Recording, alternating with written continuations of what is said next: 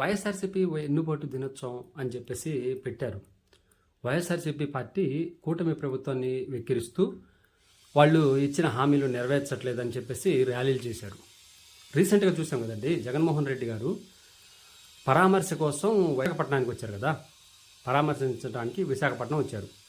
అక్కడ విశాఖపట్నంలో పరామర్శించడానికి రావటానికి కూడా జనాల్ని 100 ఇచ్చి, మనిషికి 100 రూపాయలు చొప్పున ఇచ్చి జనాన్ని పోగేసుకున్నారు. వాళ్ళే చెప్పారు, స్వయంగా అక్కడ వచ్చిన వాళ్ళే చెప్పారు, మాకు 100 రూపాయలు ఇచ్చి రమ్మన్నారు అని చెప్పేసి. ఇప్పుడు కూడా వెన్నుపోటు దినోత్సవం అని చెప్పి వైఎస్ఆర్సీపీ పార్టీ జరుపుతూ ఉన్నారు కదా. ఆ జరుపుతున్న దాంట్లో జనాల్ని తీసుకొచ్చారు, గ్యాదర్ చేసుకొని తీసుకొచ్చి అభిమానులు వచ్చారని చెప్తున్నారు. సరే, అభిమానులు వచ్చారనుకుందాం, కనీసం పాపం వాళ్ళకి వచ్చినందుకైనా సరే టీ కాఫీలు టిఫిన్లు మనం ఎలాగో డబ్బులు ఇస్తున్నాం కాబట్టి తప్పులేదు, ఎందుకంటే వాళ్ళకు కూలీ అయినా దొరికిద్ది. ఓకేనా, వాళ్ళకి డబ్బులు ఇచ్చైనా తీసుకొస్తున్నారు కదా. మళ్ళీ జోగి రమేష్ గారు ఏదో గొప్పలు చెప్తా ఉన్నారు, ఈ పార్టీ ఓడిపోయిద్దని చెప్పేసి కూటమి ప్రభుత్వం గురించి ఏదో విమర్శలు చేస్తూ ఉన్నారు. ఒకసారి చూడండి.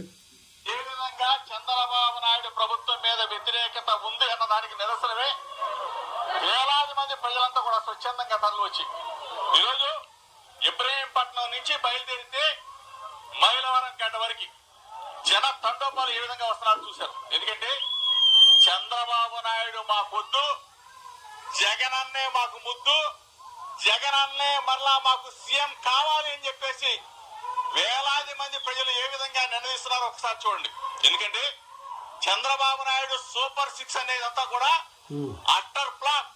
చంద్రబాబు నాయుడు అడుగుతా ఉన్నా, మైలవరం వేదికగా అడుగుతా ఉన్నా, చంద్రబాబు నాయుడు నువ్వు సూపర్ 6 అన్నావు కదా, నీకు దమ్ముంటే చర్చకు వచ్చే దమ్ము నీకుందా, నీకైనా మీ అబ్బాయి లోకేష్ గారు అని చెప్పి అడుగుతా ఉన్నా. ఈరోజు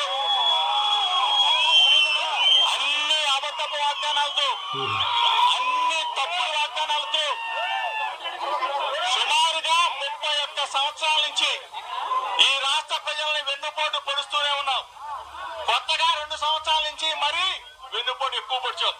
ఈ రోజు చంద్రబాబు నాయుడుతో అడుగుతా ఉన్నా, నువ్వు గాని, నీ కుటుంబ ప్రభుత్వం గాని, మీ అబ్బాయి గాని ఎక్కడైనా కానీ వైఎస్ఆర్ కాంగ్రెస్ పార్టీ శ్రేణులతో లేకపోతే నాతో చర్చకు సిద్ధమా అని చెప్పేసి ఛాలెంజ్ చేస్తా ఉన్నాం. ఈరోజు 2 సంవత్సరాల్లోనే ప్రజల్లో విపరీతమైన వ్యతిరేకత, చంద్రబాబు నాయుడు దిగిపోవాలని చెప్పేసి ఈ రోజు ఇప్పటికిప్పుడు ఎన్నికలు జరిగితే జగన్ అన్న ముఖ్యమంత్రి అవటం ఖాయం అని చెప్పేసి ప్రజలందరూ కూడా ముక్త కంఠంతో ఈరోజు రోడ్ల మీదకి వచ్చారు. చూసారండి, 2 సంవత్సరాల్లోనే ప్రజల్లో వ్యతిరేకత వచ్చింది. ఎందుకు వచ్చింది అంటే డిఎస్సి నోటిఫికేషన్ ఇచ్చారు, ప్రజలకు జాబ్స్ కల్పిస్తూ ఉన్నారు. ఏమండి, అమ్మఒడి కింద ఎంతమంది పిల్లలు ఉంటే అంతమందికి ఇస్తున్నారు. పెన్షన్లు పెంచి ఒకేసారి 1000 రూపాయలు వృద్ధులకి, వికలాంగులకి 3000 పెంచినందుకు, తర్వాత రాష్ట్రంలో అభివృద్ధి పనులు జరుగుతున్నందుకు, రాష్ట్రంలో రోడ్లు వేస్తున్నందుకు, రాష్ట్రంలో అనేకమైన పెట్టుబడులదారులు వస్తున్నందుకు ప్రజలు వ్యతిరేకిస్తున్నారా? ప్రజలు వ్యతిరేకిస్తున్నారంట. 31 సంవత్సరాల నుంచి వెన్నుపోటు పొడుస్తున్నారంట. ఏమండి, సరే 1 సంవత్సరం లేదంటే 5 సంవత్సరాలు ఒక ప్రభుత్వాన్ని చూస్తారు ప్రజలు. చూసి ఆ ప్రభుత్వం బాగా చేసిద్దా లేదా,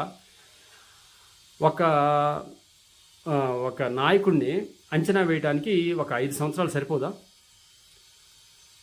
ఆ నాయకుడు నిజంగా మన కోసం వర్క్ చేస్తాడా అనేది తెలియదా? ఏమండి, అన్నం ఉడికిందా లేదా అని చెప్పేసి అన్నం మొత్తం పిసకవసరం లేదు, అన్నం మెతుకు పెట్టుకొని ఉడికిందని చెప్పేసి చెప్పొచ్చు. ఏమండి, రాజకీయ పరంగా ఇప్పుడు 5 సంవత్సరాలు పరిపాలించిన తర్వాత ఇతను ఎలా ఆలోచిస్తాడు, ఇతను మన రాష్ట్రానికి అభివృద్ధి చేయగలడా అని చెప్పేసి ఆలోచిస్తారా లేదా? జోగి రమేష్ గారు చెప్తా ఉన్నారు, డిబేట్ ఎవరైనా సరే డిబేట్కి రావచ్చు అంట, వస్తారంట, రమ్మంటే ఆయన వస్తారంట. ఏం డిబేట్ కావాలి? రాష్ట్రంలో ఏం జరుగుతుందో అనేది కనిపించట్లేదా ప్రజలకి? కనిపించట్లేదా? మీరు డిబేట్కి వస్తారంట. మరి ఏం అభివృద్ధి చేశారు? సంక్షేమ పథకాలు అని చెప్పేసి ఆ పథకాల పేరు పెట్టుకో, కనీసం రోడ్లు కూడా వేయలేని దుస్థితి మీ హయాంలో ఇది జరిగింది. మీరు ఈరోజు వచ్చేసి దేనికైనా చర్చకు సిద్ధం అని చెప్పి. రాష్ట్రంలో ప్రజలందరూ పిచ్చోళ్ళు కదండి. మనం పిచ్చివాళ్ళమయ్యా అని చెప్పేసి రాష్ట్రంలో ప్రజలందరూ పిచ్చివాళ్లే అనుకుంటే అది మీకు మీ ఆలోచనలకే వదిలేస్తున్నాం. మీరు నెక్స్ట్ ఎలక్షన్లో ఇబ్రహీంపట్నం నుంచి పోటీ చేయాలని చూస్తున్నారు కదా, మీకు ఓట్లు పడతాయి అంటారా? మీ నియోజకవర్గంలో, మీ ఇబ్రహీంపట్నం నియోజకవర్గంలో మీకు ఓట్లు పడతాయా? మీరేదో గొప్పగా చెప్తా ఉన్నారు. ఎన్ని సంవత్సరాల నుంచి మీరు 31 సంవత్సరాల నుంచి టీడీపీ పార్టీ ఎన్నుకోడు ఓడిస్తున్నారన్నారు.